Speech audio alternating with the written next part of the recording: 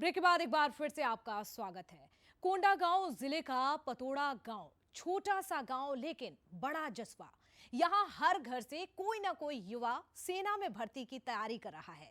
देशभक्ति और बलिदान की ऐसी मिसाल शायद ही कहीं और देखने को मिले। देखिए आप। छत्तीसगढ़ के कोंडागांव जिले के पतोड़ा गांव की सुबह कुछ अलग ही होती है। जहां शहरों में लोग देर तक सोते हैं, वहीं यहाँ के युवा सुबह दौड़ और व्यायाम से दिन की शुरुआत करते हैं। उनके खेलों और बातों में सिर्फ एक ही ख्वाहिश सुनाई देती है, वर्दी पहनकर देश की सेवा करना। गांव का हर घर सेना से जुड़ने का सपना संजोए हुए है। कोई भर्ती की तैयारी कर रहा है तो कोई पहले से ही मातृभूमि की सेवा में लगा है। शिवलाल नेताम जब अपने जम्मू में शहीद हुए तो हमें इस बात के लिए बहुत दुख हुआ, लेकिन जब देश के लिए शहीद हुए तो हमें गर्व भी हो रही है कि हमारे ग्राम का कोई आदमी, कोई सेना देश के लिए शहीद हुआ। हमको बड़ी इस बात के लिए हमें खुशी भी हो रही है, क्योंकि हम अपने मातृभूमि के लिए मर मिटने का जो हमारे गांव का जवान को जो मौका मिला, बहुत खुशी हो रहे हैं। सेना से काहे को नाराजगी? सेना है तो हम चैन का नींद सो रहे हैं, चैन का नींद सो रहे हैं। सेना है तो नहीं तो फिर कहाँ।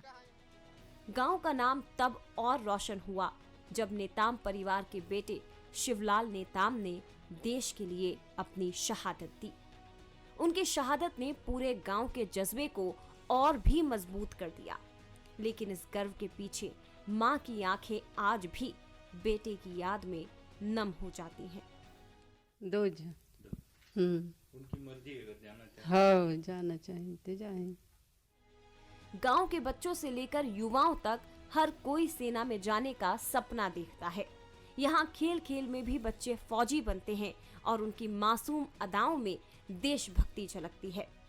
शहीद की बहू वैजंती नेताम भी कहती हैं कि ये परंपरा आने वाली पीढ़ियों तक जाएगी।